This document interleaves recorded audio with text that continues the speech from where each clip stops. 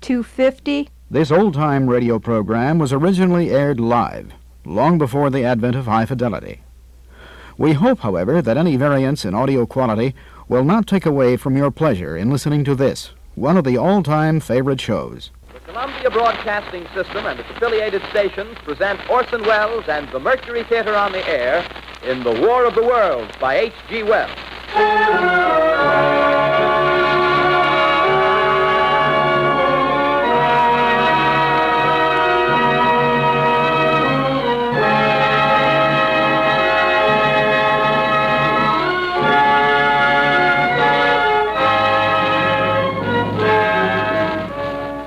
Ladies and gentlemen, the director of the Mercury Theater and star of these broadcasts, Orson Welles.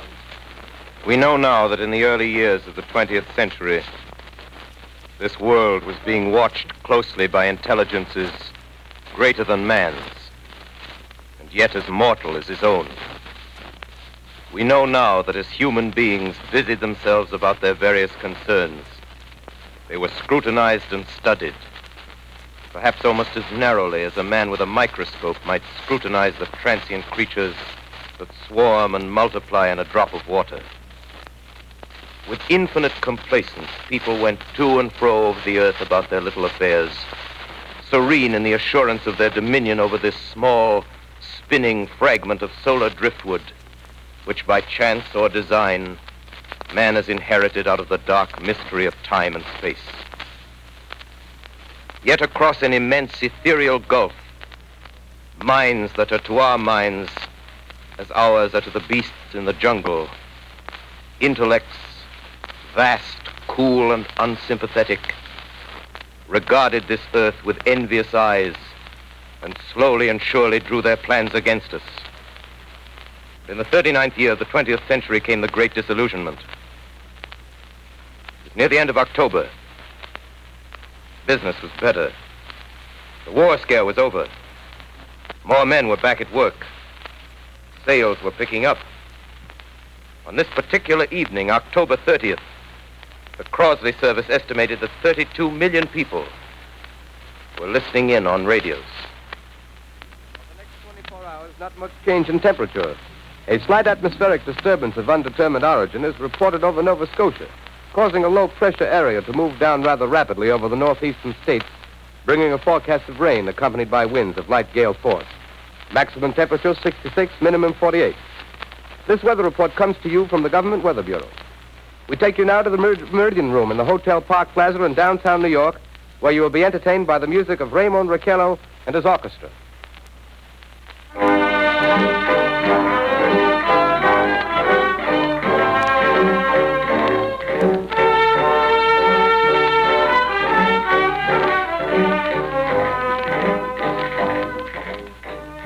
Good evening, ladies and gentlemen. From the Meridian Room in the Park Plaza Hotel in New York City, we bring you the music of Raymond Raquello and his orchestra.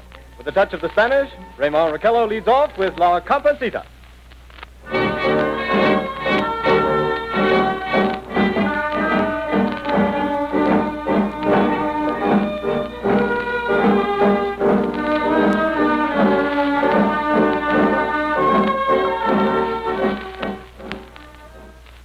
Ladies and gentlemen, we interrupt our program of dance music to bring you a special bulletin from the Intercontinental Radio News.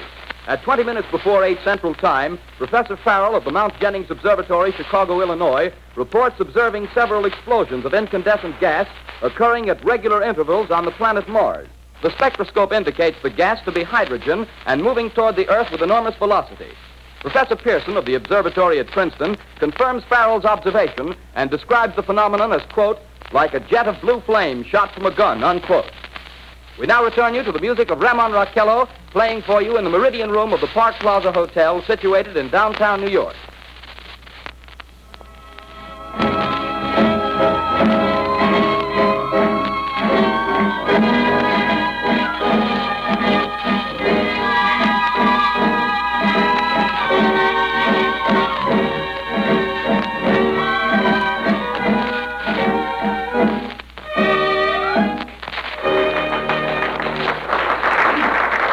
And now a tune that never loses favor, the ever-popular Stardust, Raymond Raquello and his orchestra.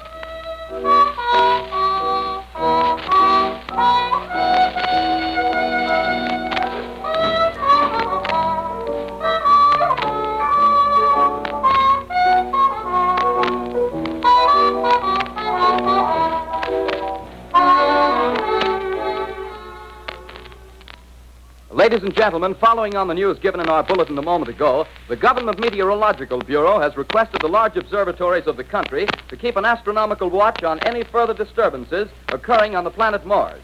Due to the unusual nature of this occurrence, we have arranged an interview with the noted astronomer, Professor Pearson, who will give us his views on this event. In a few moments, we will take you to the Princeton Observatory at Princeton, New Jersey. We return you until then to the music of Ramon Raquello and his orchestra.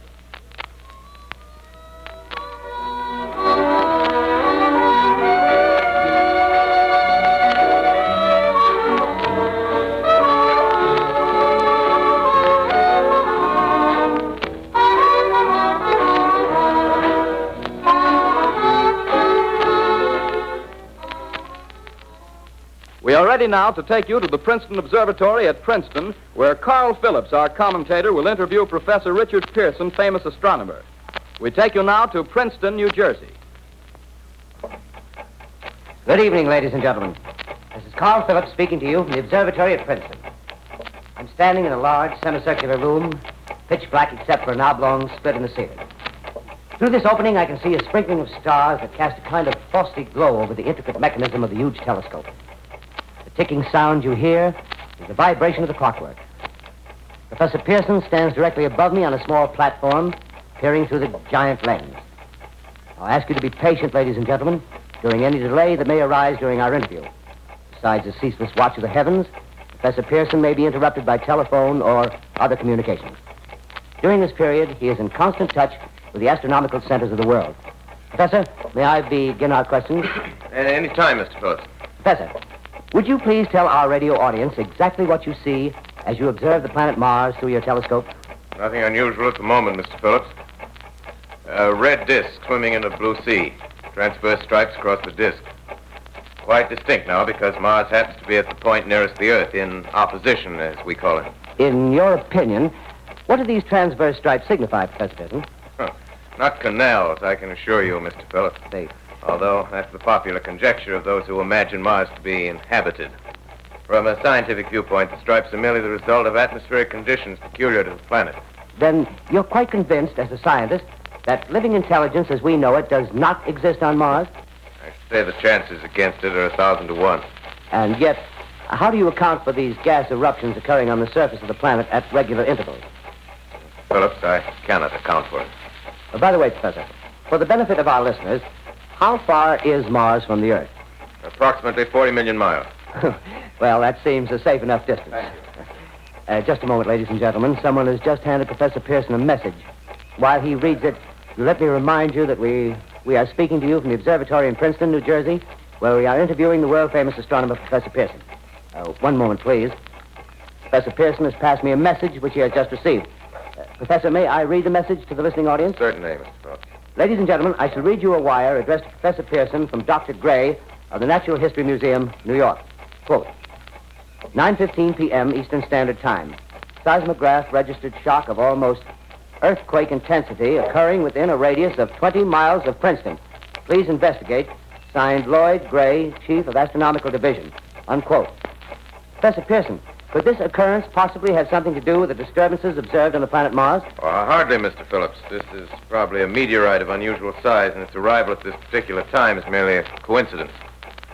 However, we shall conduct a search as soon as daylight permits. Thank you, Professor. Ladies and gentlemen, for the past 10 minutes, we've been speaking to you from the observatory at Princeton, bringing you a special interview with Professor Pearson, noted astronomer. This is Carl Phillips speaking. We are returning you now to our New York studio.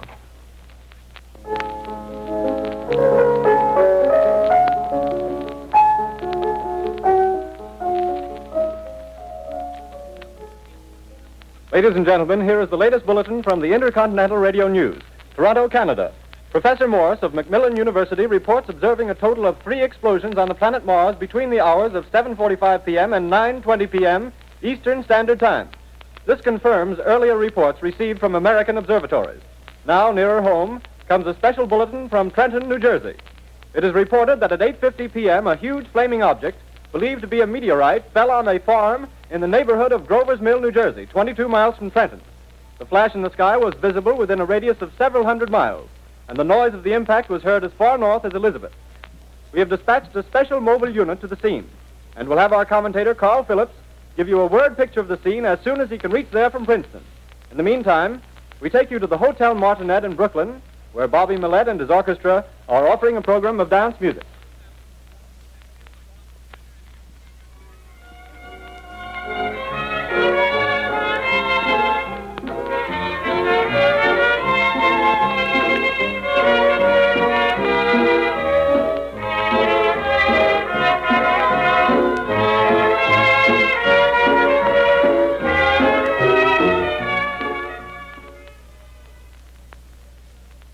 We take you now to Grover's Mill, New Jersey.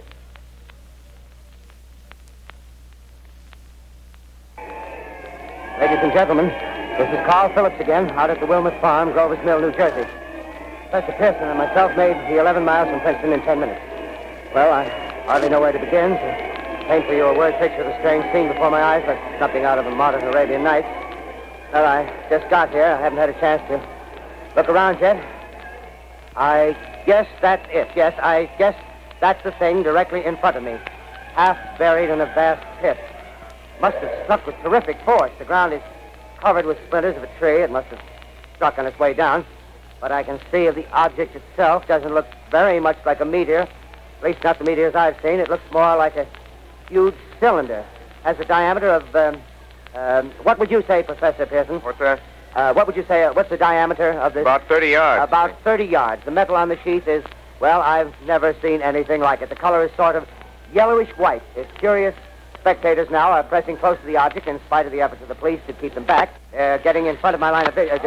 Would you mind standing one side, please? While the police are pushing the crowd back. Here's Mr. Wilmot, owner of the farm here. He may have some interesting facts to add. Mr. Wilmot, would you please tell the radio audience as much as you remember of this rather unusual visitor that dropped in your backyard?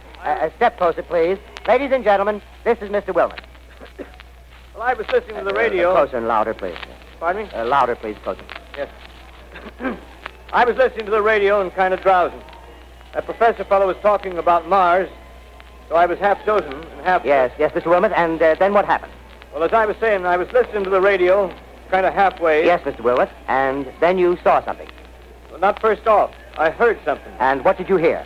A hissing sound like this. Kind of like a 4th of July rocket. Yes, then what? I turned my head out the window and would have sworn I was asleep and dreaming. Yes? I seen a kind of greenish streak and then zingo. Something smacked the ground, knocked me clear out of my chair. Well, were you frightened, Mr. Wilmot? Well, I ain't quite sure. I reckon I was kind of riled. Well, thank you, Mr. Wilmot. Thank you very much. Yeah, you want me to tell No, that's some quite more? all right. That's plenty. Ladies and gentlemen, you've just heard Mr. Wilmot, owner of the farm where this thing has fallen. I wish I could convey the atmosphere, the background of this fantastic scene. Hundreds of cars are parked in a field in back of us, and the police are trying to rope off the roadway leading into the farm, but it's no use. They're breaking right through. The car's headlights throw an enormous spotlight on the pit where the object's half buried. Now, some of the more daring souls now are venturing near the edge. Their silhouettes stand out against the metal sheet. One man wants to touch the thing. He's having an argument with the policeman. The policeman wins. Now, ladies and gentlemen, there's something I haven't mentioned in all this excitement, but it's becoming more distinct. Perhaps you've caught it already on your radio. Listen, please. Do you hear it? It's a curious humming sound that seems to come from inside the object. I'll move the microphone nearer. Here. Now, we're not more than 25 feet away. Can you hear it now? Professor Pearson. Yes, Mr. Phillips. Can you tell us the meaning of that scraping noise inside the thing? Possibly the unequal cooling of its surface. I say, do you still think it's a meteor, Professor? I don't know what to think. The metal casing is definitely extraterrestrial. Not found on this Earth. Friction with the Earth's atmosphere usually tears holes in a meteorite. This thing is smooth, and you can see its cylindrical Just a minute. shape. Something's happening. This concludes the first part of this cassette. Please turn the cassette over and begin again on side 2.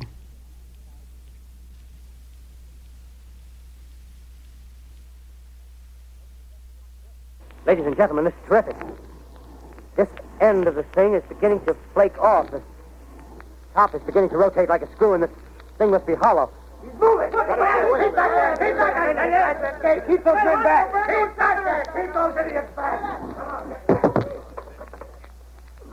Speak off! The top's loose! Look out there! Stand back! Ladies and gentlemen, this is the most terrifying thing I've ever witnessed. Wait a minute. Someone calling someone or something. I can see turning out of that black hole two luminous discs. The eyes, it might be a face, might be almost Good heavens, something wriggling out of the shadow like a gray snake. Now it's another one, and another one, and another one. They look like tentacles to me. Oh, yeah, I can see the thing's body. Now it's large as a bear. It glistens like wet leather, but that face, ladies and gentlemen, it's indescribable. I can hardly force myself to keep looking at it. It's so awful. The eyes are black, and they gleam like a serpent. The mouth is kind of V-shaped with saliva dripping from its rimless lips. It seems to quiver and pulsate, and the monster, or whatever it is, can hardly move. It seems weighed down by possibly gravity or something. The thing's rising up now, and the crowd falls back. There's been plenty. The most extraordinary experience, ladies and gentlemen. I can't find words. Well, I'll pull this microphone with me as I talk. I'll have to stop the description until I can take a new position. Hold on, will you please? I'll be right back in a minute.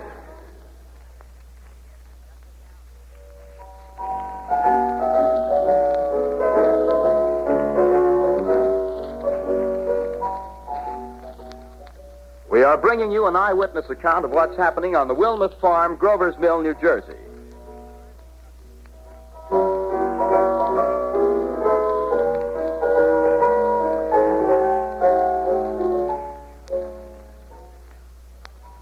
We now return you to Carl Phillips at Grover's Mill.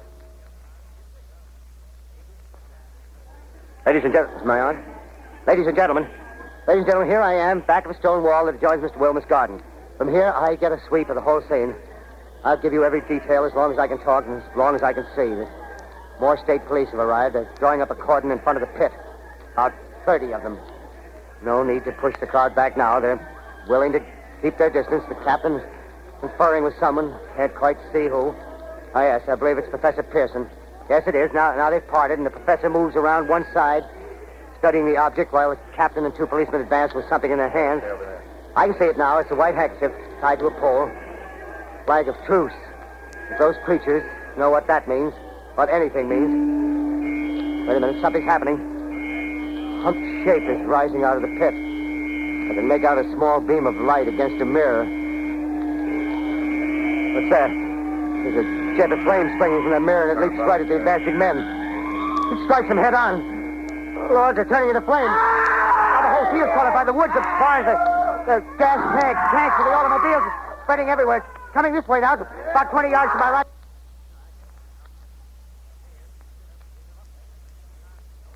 Ladies and gentlemen, due to circumstances beyond our control, we are unable to continue the broadcast from Grover's Mill. Evidently, there's some difficulty with our field transmission. However, we will return to that point at the earliest opportunity. In the meantime, we have a late bulletin from San Diego, California. Professor Indelkoffer, speaking at a dinner of the California Astronomical Society, expressed the opinion that the explosions on Mars are undoubtedly nothing more than severe volcanic disturbances on the surface of the planet. We continue now with our piano interlude.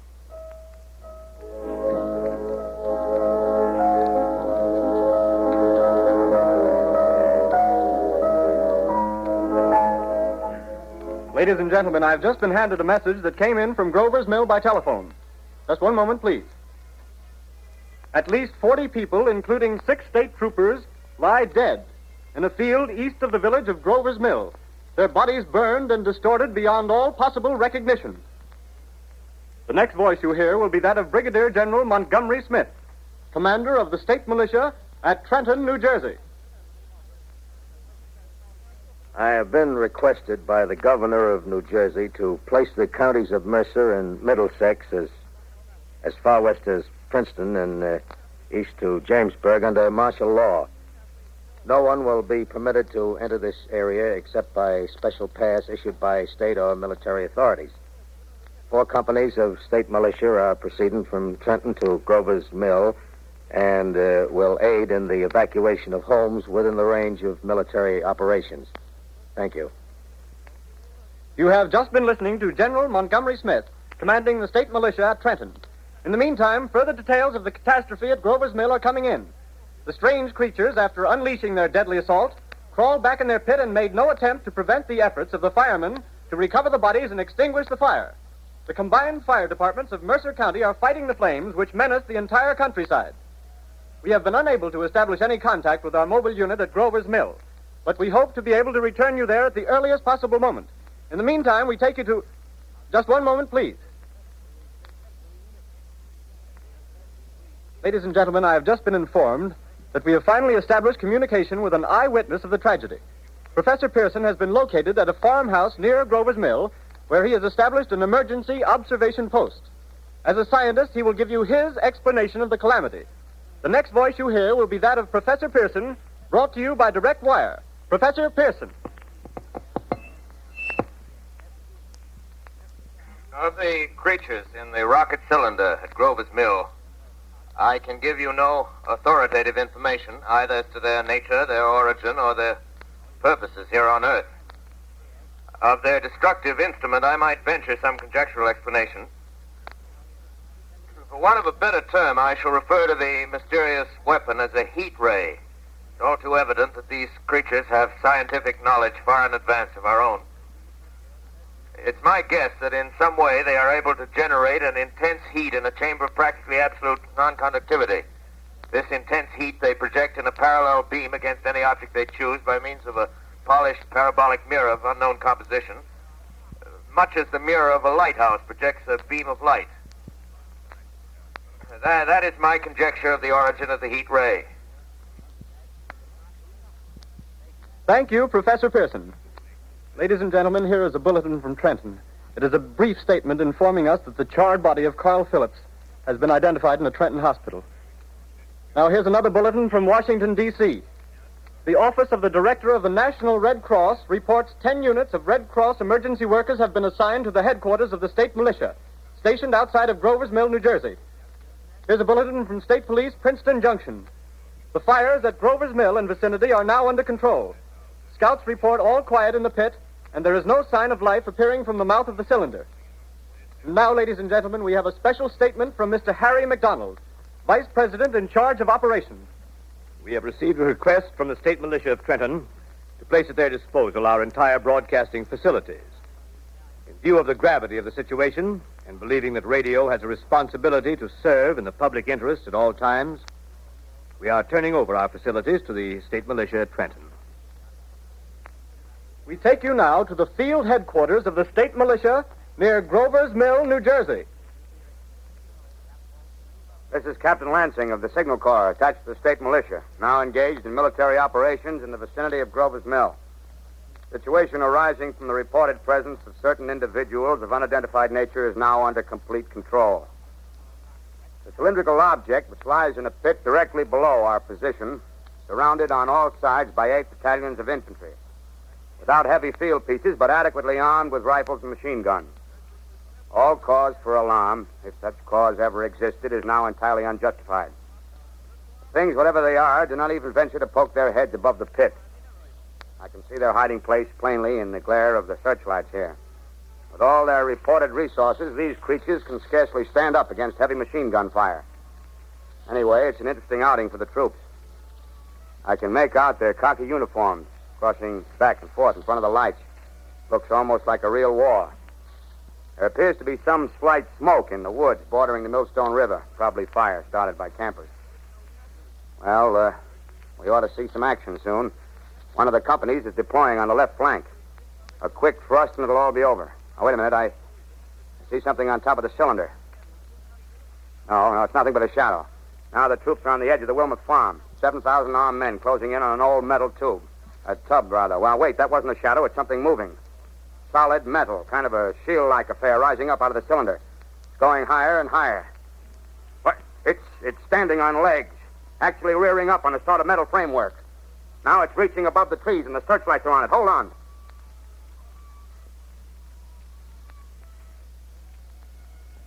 Ladies and gentlemen, I have a grave announcement to make. Incredible as it may seem, both the observations of science and the evidence of our eyes lead to the inescapable assumption that those strange beings who landed in the Jersey farmlands tonight are the vanguard of an invading army from the planet Mars.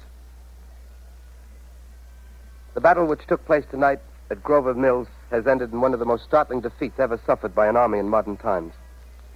7,000 men armed with rifles and machine guns pitted against a single fighting machine of the invaders from Mars. 120 known survivors. The rest strewn over the battle area from Grover's Mill to Plainsboro, crushed and trampled to death under the metal feet of the monster, or burned to cinders by its heat ray. The monster is now in control of the middle section of New Jersey and has effectively cut the state through its center. Communication lines are down from Pennsylvania to the Atlantic Ocean.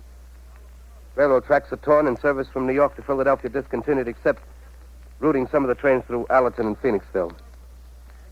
Highways to the north, south, and west are clogged with frantic human traffic.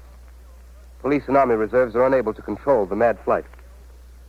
By morning, the fugitives will have swelled Philadelphia, Camden, and Trenton. It is estimated to twice their normal population. Martial law prevails throughout New Jersey and eastern Pennsylvania. At this time, we take you to Washington for a special broadcast on the national emergency. The Secretary of the Interior. Citizens of the nation, I shall not try to conceal the gravity of the situation that confronts the country, nor the concern of your government in protecting the lives and property of its people. However, I wish to impress upon you, private citizens and public officials, all of you, the urgent need of calm and resourceful action. Fortunately, this formidable enemy is still confined to a comparatively small area, and we may place our faith in the military forces to keep them there. In the meantime, placing our faith in God, we must continue the performance of our duties, each and every one of us, so that we may confront this destructive adversary with a nation united, courageous, and consecrated to the preservation of human supremacy on this earth. I thank you. You have just heard the Secretary of the Interior speaking from Washington. You've just concluded listening to Part 1 of this program. The program is continued on the next cassette.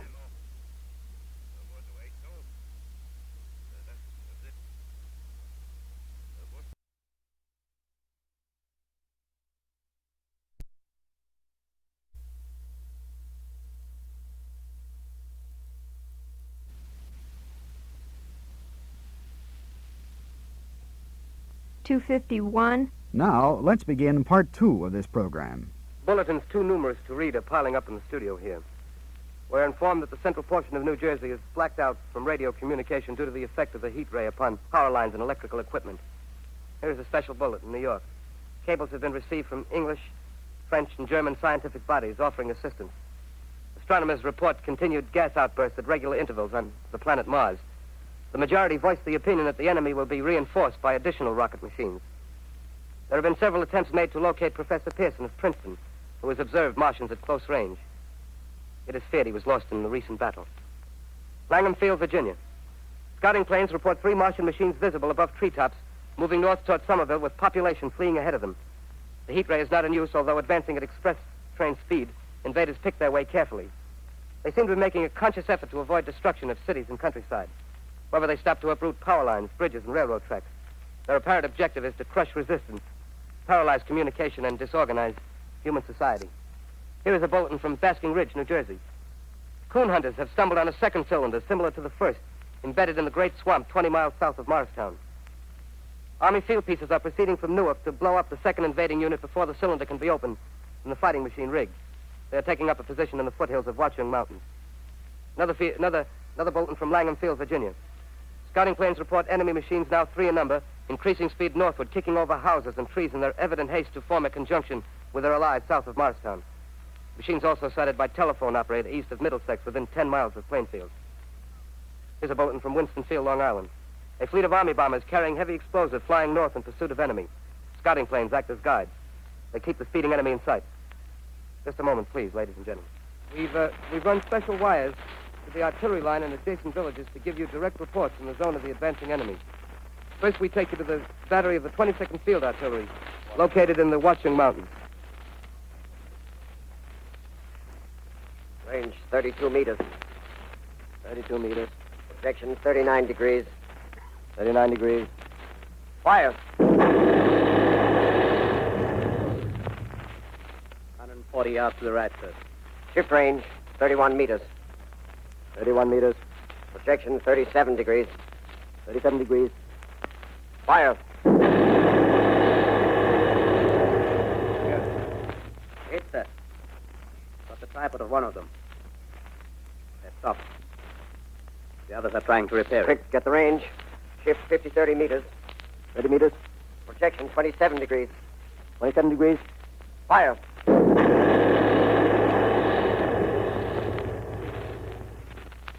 Can't see the shell land, sir. Letting off a smoke. What is it?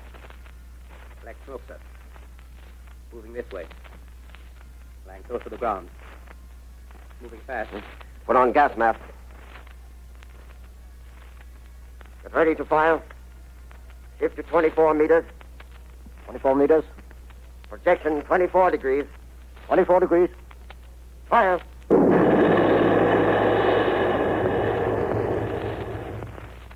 Still can't see, sir. Smoke's coming nearer. Get the range. 30 feet. Meters. 23 meters. 23 meters. Projection 22 degrees. 22 degrees.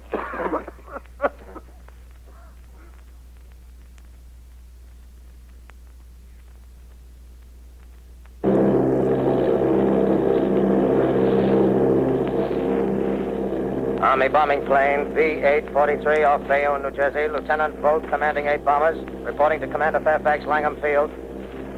This is Vogt reporting to Commander Fairfax, Langham Field. Enemy tripod machines now in sight. Reinforced by 3 machines from the Morristown cylinder. 6 altogether. 1 machine partially crippled. Believed hit by shell from Army gun in Watchung Mountains. Guns now appear silent. A heavy black fog hanging close to the earth of extreme density, nature unknown. No sign of heat ray. Enemy now turns east, crossing Passaic River into the Jersey marshes. Another straddles the Pulaski Skyway. Evident objective is New York City. They're pushing down a high-tension power station. The machines are close together now, and we're ready to attack. Planes circling, ready to strike. 1,000 yards, and we'll be over the first.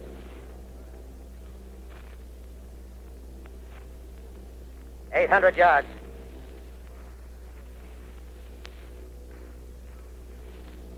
$600.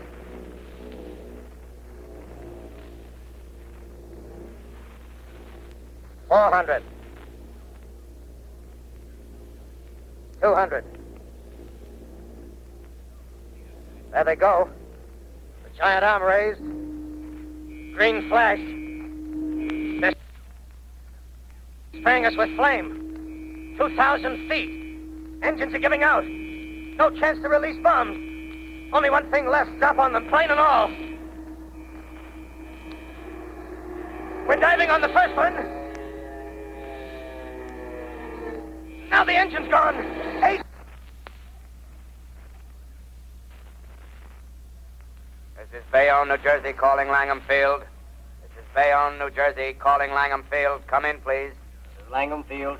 Go ahead. 8 Army bombers in engagement with enemy tripod machines over Jersey Flats. Engines incapacitated by heat ray. All crashed. 1 enemy machine destroyed. Enemy now discharging heavy black smoke in direction of... This is Newark, New Jersey. This is Newark, New Jersey. Warning. Poisonous black smoke pouring in from Jersey marshes. Reaches South Street. Gas masks useless. Urge population to move into open spaces. Automobiles use routes 7, 23, 24. Avoid congested areas. Smoke now spreading over Raymond Boulevard.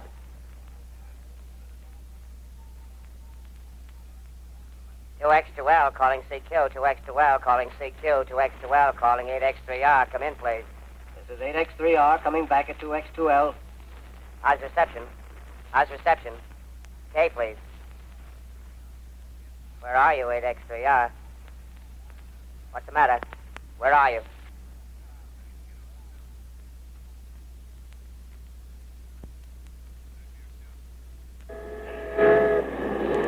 I'm speaking from the roof of Broadcasting Building. I'm speaking from the roof of Broadcasting Building, New York City. The bells you hear are ringing to warn the people to evacuate the city as the Martians approach. Estimated in the last 2 hours, 3 million people have moved out along the roads to the north. Hutchison River Parkway is still kept open for motor traffic. Avoid bridges to Long Island, hopelessly jammed. All communication with Jersey Shore closed 10 minutes ago. No more defenses. Our army is wiped out. Artillery, Air Force, everything wiped out. This may be the last broadcast. We'll stay here to the end. People are holding service here below us in the cathedral. Now I look down the harbor, all manner of boats, overloaded with fleeing population pulling out from docks. Streets are all jammed. Noise in crowds like New Year's Eve in city. Wait a minute, the enemy is now in sight above the Palisades. Five great machines. First one is crossing the river. I can see it from here, wading the Hudson like a man wading through a brook. A bulletin is handed me. Martian cylinders are falling all over the country. One outside of Buffalo, one in Chicago, St. Louis. Seem to be timed and spaced. Now the first machine reaches the shore. He stands watching, looking over the city. Steel cowlish head is even with the skyscrapers. He waits for the others. They rise like a line of new towers on the city's west side. Now they're lifting their metal hands. This is the end now. Smoke comes out, black smoke drifting over the city. People in the streets see it now. They're running toward the East River, thousands of them, dropping in like rats. Now the smoke's spreading faster. It's reached Times Square. People are trying to run away from it, but it's no use. They're falling like flies. Now the smoke's crossing 6th Avenue, 5th Avenue. 100 yards away. It's 50 feet.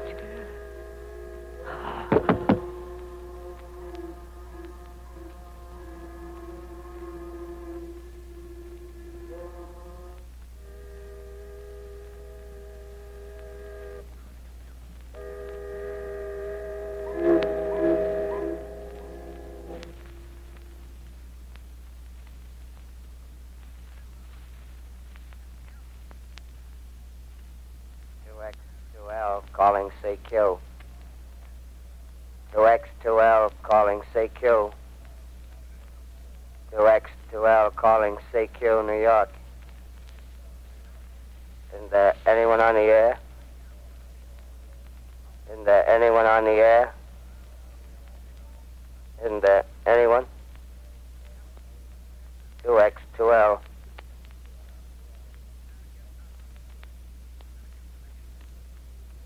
You are listening to a CBS presentation of Orson Welles and the Mercury Theater on the Air in an original dramatization of The War of the Worlds by H.G. Wells. The performance will continue after a brief intermission. This is the Columbia Broadcasting System. The War of the Worlds by H.G. Wells, starring Orson Welles and the Mercury Theater on the Air.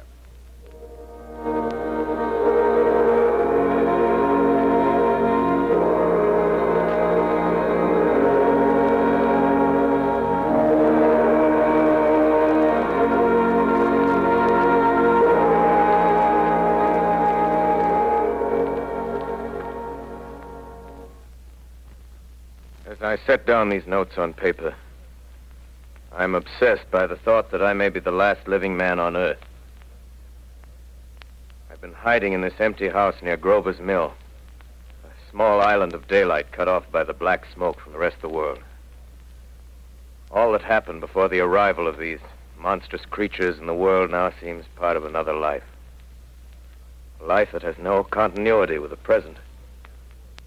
Furtive existence of the lonely derelict who pencils these words on the back of some astronomical notes bearing the signature of Richard Pearson.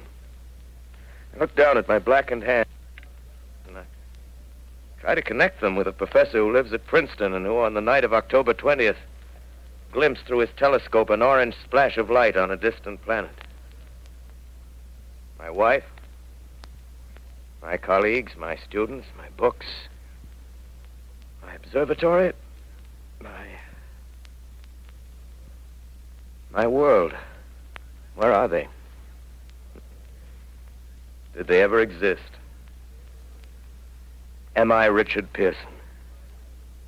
What day is it? Do days exist without calendars? Does time pass when there are no human hands left to wind the clocks?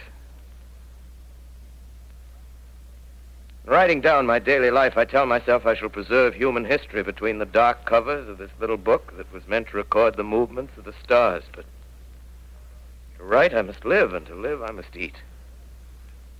Find moldy bread in the kitchen and an orange not too spoiled to swallow. Keep watch at the window. Time to time, I catch sight of a Martian above the black smoke. The smoke still holds the house in its black coil, but at length there's a hissing sound, and suddenly I see a Martian mounted on his machine, spraying the air with a jet of steam as if to dissipate the smoke. I watch in a corner as his huge metal legs nearly brush against the house. Exhausted by terror, I fall asleep. Morning. Morning. Sun streams in the window. A black cloud of gas is lifted, and the scorched meadows to the north look as though a black snowstorm had passed over them. I venture from the house. I make my way to a road, no traffic. Here and there, a wrecked car, baggage overturned, a blackened skeleton. Push on north. For some reason, I feel safer trailing these monsters than running away from them. And I keep a careful watch. I've seen the Martians feed. Should one of their machines appear over the top of trees, I'm ready to fling myself flat on the earth.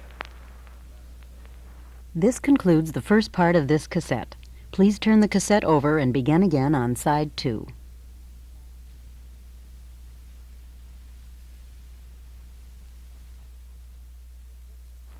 Come to a chestnut tree. October. Chestnuts are ripe. Fill my pockets. I must keep alive. 2 days I wander in a vague northerly direction through a desolate world. Finally, I notice a living creature. A small red squirrel in a beech tree. I stare at him and wonder. He stares back at me. I believe at that moment the animal and I shared the same emotion. The joy of finding another living being. Push on north. I find dead cows in a brackish field, and beyond the charred ruins of a dairy, the silo remains standing guard over the wasteland like a lighthouse, deserted by the sea. Astride the silo perches a weathercock. The arrow points north. North. Next day, I come to a city. City vaguely familiar in its contours, yet its buildings strangely dwarfed and leveled off as if a giant had sliced off its highest towers with a capricious sweep of his hand. Reached the outskirts. I found Newark. Newark, undemolished but humbled by some whim of the advancing Martians. Presently, with an odd feeling of being watched, I caught sight of something crouching in a doorway. I made a step towards it, and it rose up and became a man. A man armed with a large knife. Stop! Where do you come from? I come from many places. A long time ago, from Princeton. Princeton, huh? That's near Grover's Mill. Yes. Grover's Mill. There's no food here. This is my country. All this end of town down the river. There's only food for one. Which way are you going? I don't know. I guess I'm looking for people. Hey, what was that? Did we hear something just then? No, only a bird. A live bird. Yeah. You get to know that birds have shadows these days. Say, we're in the open here. Let's crawl in this doorway here and talk. Have you seen any Martians? No. They're going over to New York. Night, the sky's alive with their lights, just as if people were still living in it. By daylight, you can't see them. 5 days ago, a couple of them carried something big across the flats from the airport. I think they're learning how to fly. Fly? Yeah, fly. Well, it's all over with humanity. Stranger, there's still you and I. 2 of us left. Yeah. They got themselves in solid. They wrecked the greatest country in the world. Those green stars, they're probably falling somewhere every night. They've only lost one machine. There isn't anything to do. We're done. We're licked. Where were you? You're in a uniform. Yeah, what's left of it. I was in the militia. National Guard. That's good. There wasn't any war. Any more than there's war between men and ants. Yes, but we're eatable ants. I found that out. What'll they do to us?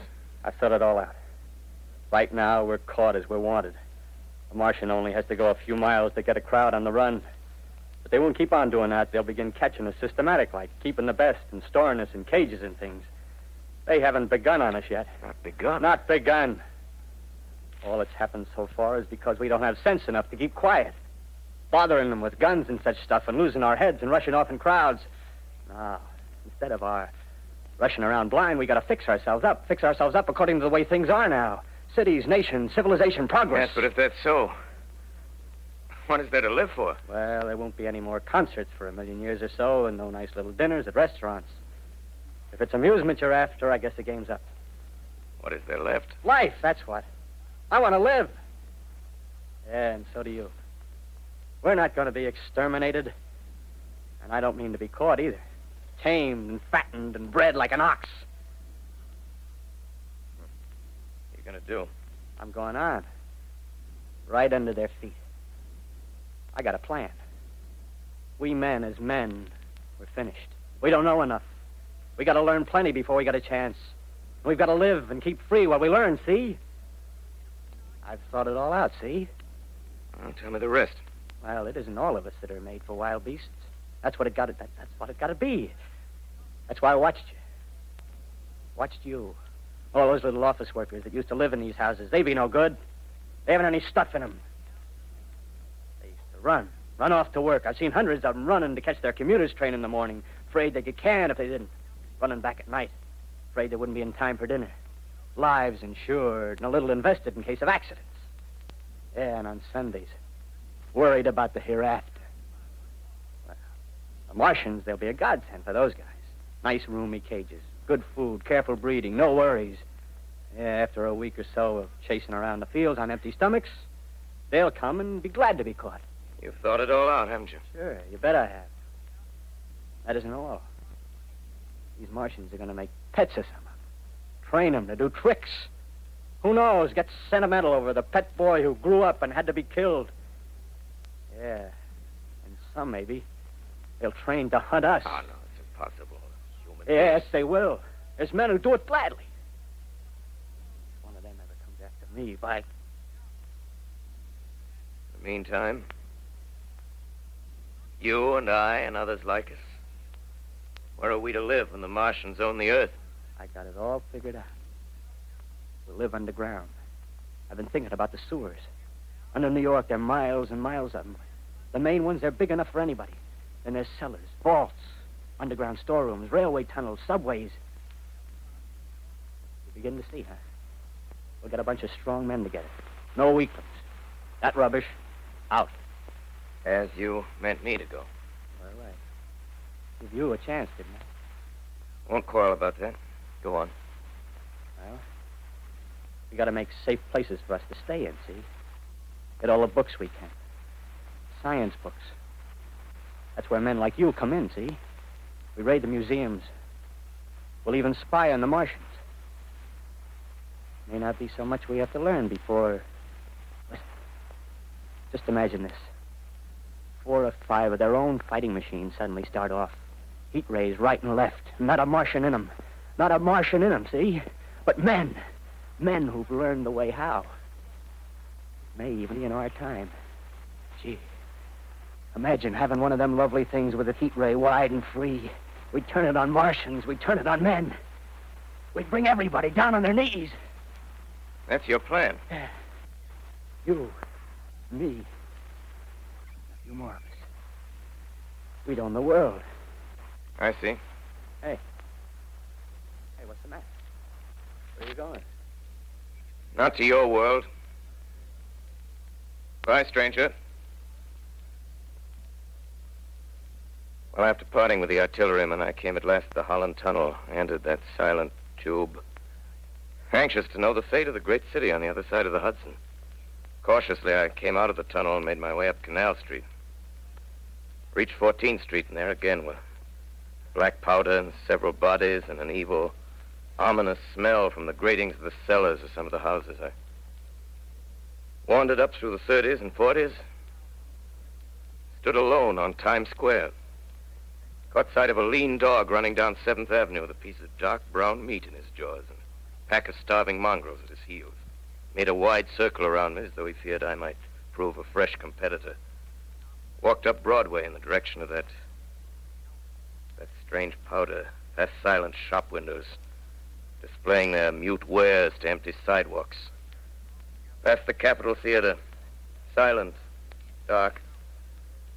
Past a shooting gallery where a row of empty guns faced an arrested line of wooden ducks. Near Columbus Circle, I noticed models of 1939 motor cars in the showrooms facing empty streets. Over the top of the General Motors building, I watched a flock of black birds circling in the sky. Hurried on. Suddenly, I caught sight of the hood of a Martian machine, standing somewhere in Central Park, gleaming in the late afternoon sun. An insane idea. I rushed recklessly across Columbus Circle and into the park. I climbed a small hill above the pond at 60th Street, and from there I could see, standing in a silent row along the mall, 19 of those great metal titans, their cowls empty, their steel arms hanging listlessly by their sides. I looked in vain for the monsters that inhabit those machines. Suddenly, my eyes were attracted to the immense flock of black birds that hovered directly below me. They circled to the ground. And there before my eyes, stark and silent, lay the Martians with the hungry birds pecking and tearing brown shreds of flesh from their dead bodies. Later, when their bodies were examined in laboratories, it was found that they were killed by the putrefactive and disease bacteria against which their systems were unprepared. Slain, after all, man's defenses had failed by the humblest thing that God, His wisdom, has put upon this earth. Before the cylinder fell, there was a general persuasion that through all the deep of space, no life existed beyond the petty surface of our minute sphere. Now we see further. Dim and wonderful is the vision I've conjured up in my mind of life spreading slowly from this little seedbed of the solar system throughout the inanimate vastnesses of sidereal space. But a remote dream, maybe. Maybe that the destruction of the Martians is only a reprieve to them and not to us. As the future ordained, perhaps. Strange it now seems to sit in my peaceful study at Princeton, writing down this last chapter of the record, begun at a deserted farm in Grover's Mill. Strange to watch children playing in the streets. Strange to see young people strolling on the green where the new spring grass heals the last black scars of a bruised earth. Strange to watch the sightseers enter the museum where the dissembled parts of a Martian machine are kept on public view. Strange when I recall the time when I first saw it. Bright and clean-cut, hard, silent under the dawn of that last great day.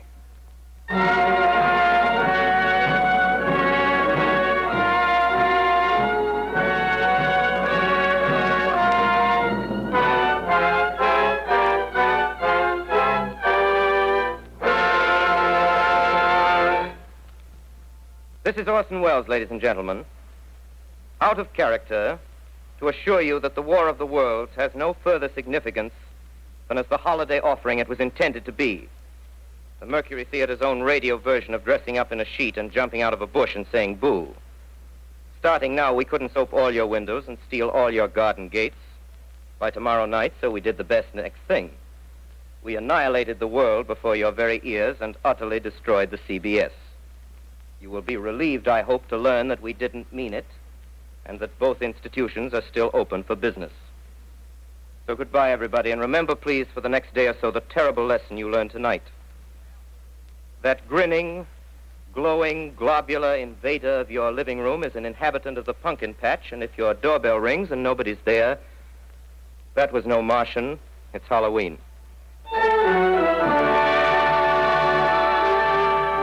Tonight, the Columbia Broadcasting System and its affiliated stations coast to coast has brought you The War of the Worlds by H.G. Wells, the 17th in its weekly series of dramatic broadcasts featuring Orson Welles and the Mercury Theater on the air.